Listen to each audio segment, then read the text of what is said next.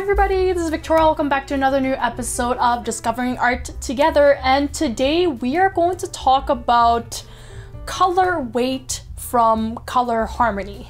So we're gonna learn what is color weight and how we can actually use it to actually improve our own artworks, and also composition wise and just generally color harmony, so our piece looks a lot more harmonious and everything works out together for the whole painting. So we're going to look at two new paintings today. One is by Jacques-Louis David and the other one is by Jan Lievens, and we're going to see how they used their color harmony and how they balanced out the color weight. So if you guys are ready, let's get started.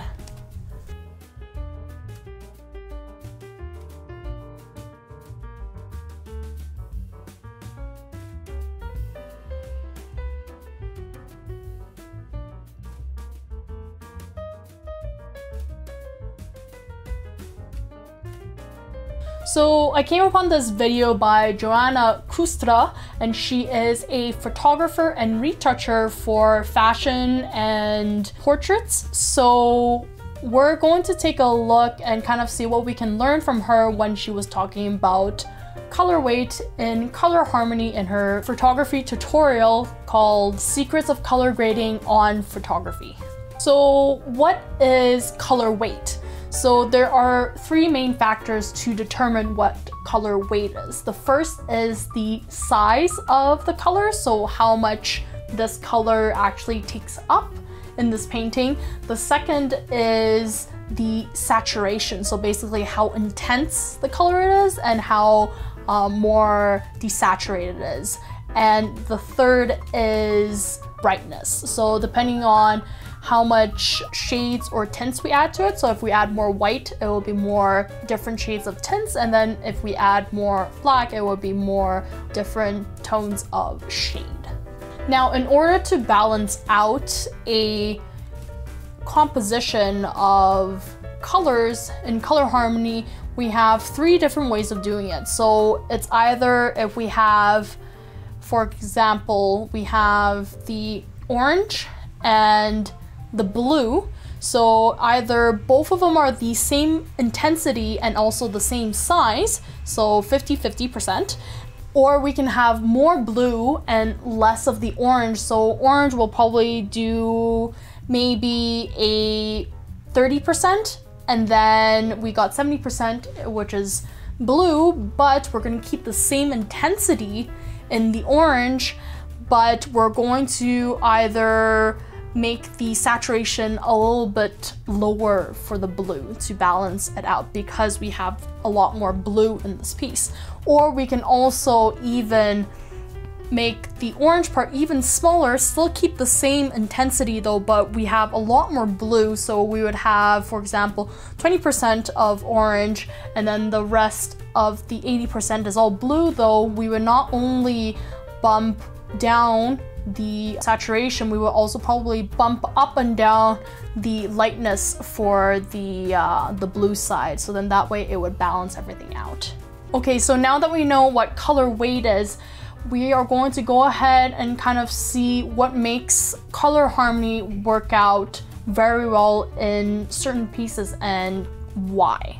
One key point that we want to keep in mind in color harmony is that in color harmony, there's always a dominant color. So whether if it's the main subject or the main color in the piece. So it doesn't necessarily have to be the main focus of what we're showing in the piece though, but just having something that is the main lead in a painting. So let's go ahead and take a look at these two paintings we're looking at today. The first one is by Jacques-Louis David, and it is called Napoleon at the Great Saint Bernard.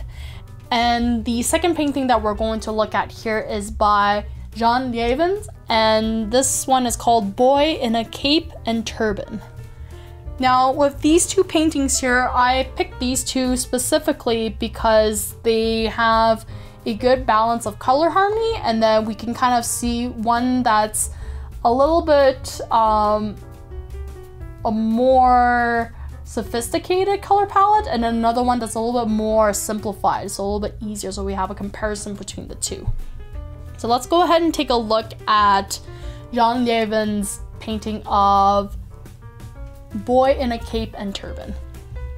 So if we take a look at this painting over here, we definitely see that this painting is a color harmony of complementary colors. So we see the orange and the blue. So those are the two things that I noticed at first. So it's a complementary color palette, and as you can see here, if we were to kind of take a look and simplify this painting just to see how the color weight is used, the orange is definitely the dominant color in this painting, since orange is the color that we see the most in the painting, and it probably takes about 40% of the painting. The second color that probably takes up the rest of the painting here, or at least a good majority of it, is the black, or basically the background and the darker grays, and then the more neutral and darker tones in the background. Then 20% would be taken by the other neutral color, which is the yellow and white. So we have something that's a little bit brighter though, but it's not really super intense in color, so I would actually categorize that into neutral. And then we do have 10%, which I would consider the smallest amount in the whole painting, and it's considered as an accent, which is the blue, where you see that in the turban. So this one is a very nice balance. It's a very simple way of using complementary colors and having it work together in this whole painting. And if you were asking about the face and what color tone we would kind of categorize that into, I would probably categorize that into the yellowish white. I would probably categorize that into orange because it is a lot brighter, and it kind of blends in a lot and matches a little bit more with his shirt and not so much the cape or the orange part of the turban. Okay, so that is the first example of color weight. So we kind of see how Jan Lievens used his color weight and color harmony in his paintings. Now let's take a look at see how Jacques-Louis David used his color weight and color harmony in his painting. So when we take a look at this painting of Napoleon, we definitely see 5 main colors. So we have red, yellow, blue, gray, and brown. So our dominant color is definitely the red. So I usually would want to pick the dominant color as either the color that takes the most areas in the painting, or the one that strikes the most, so the one that's the most intense in color. So red is definitely the dominant color, not only that that red cape surrounds our main subject, but at the same time it's got that really nice attention attracting color. So 20% is taken by the red, which is our dominant color. Now the next color that we're going to look at is probably the gray and neutral, which takes probably 50% of the whole painting, which is the background. So we see a lot of the grays and the neutrals, and then brown probably takes 10% because we do see a lot of earth tones and browns at the lower part of the cliff or the rocks. And then the next 10% would be taken for the yellow over here, and then the yellow would be his pants, the hair for the horse, and then also the golden rim for his hat. And then another 10% would be considered the blue, which is the other part of his clothing. So hat, his sleeves, and then I believe his coat over there that's kind of billowing in the wind.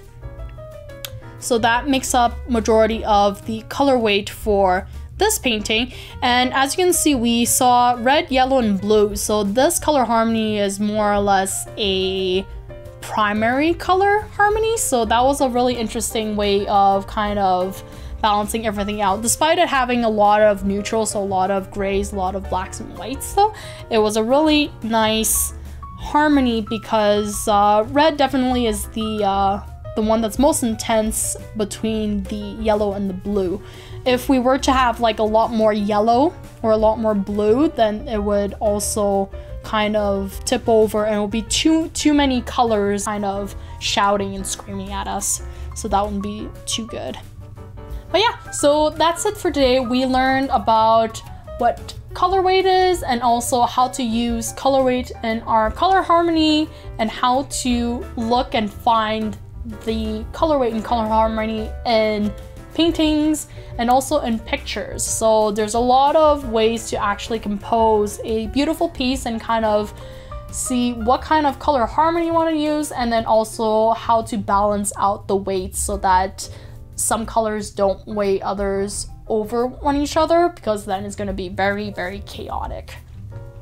Okay, and here's a little new exercise for you guys, mini exercise, and we are going to take this color weight and we're going to kind of play around and see what happens if we were to analyze different paintings and different pictures and see if we can see what the color weight is for those. So you can pick your favorite painting or your favorite picture that you like and kind of see if you can categorize it.